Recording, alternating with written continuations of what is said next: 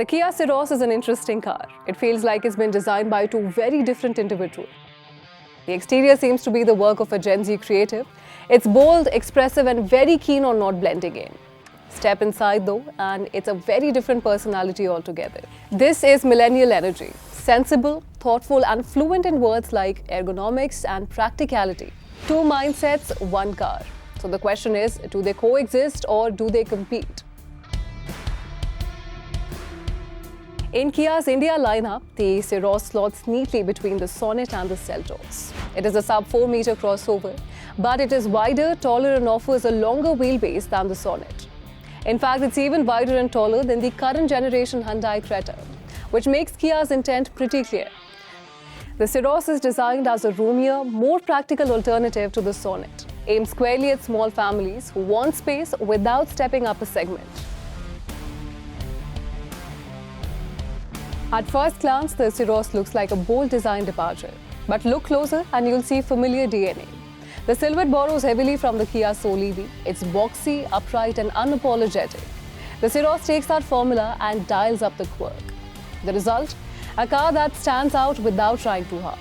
Now that said, its unconventional styling is bound to split opinions. You'll either admire it or question it, but ignoring it is not an option. The Syros compensates for its polarizing exterior with a cabin that oozes quality. From the material choices to the layout, everything feels intuitive and thought through. On quality and fit and finish, the Syros puts its best foot forward and then some.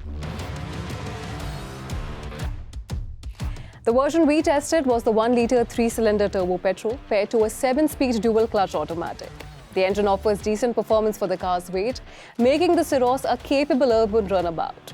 Though the Syros is not meant to be driven enthusiastically, the drive modes are a good addition. The Sport mode unlocks the powertrain's full potential, a much-needed option while driving on empty stretches and highways. The DCT works well most of the time. However, at low speeds, it's slow to respond.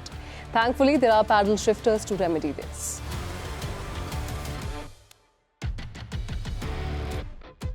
The ride and handling story is a little more nuanced. On the upside, the Syros feels very planted at high speeds and even goes over rough patches and undulations unperturbed. On the downside, going over sharp potholes and speed breakers, especially without slowing down, can be an unpleasant experience. The Syros feels best on well-paved surfaces. The Syros turns heads, but probably not always for the right reasons. Perhaps a simpler and slightly more restrained design could have given it a broader appeal.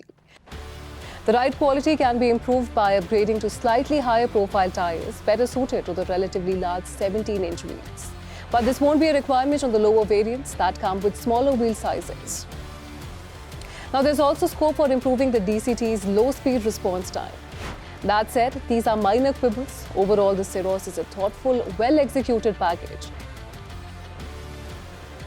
Prove that Kia is still very much listening to its buyers.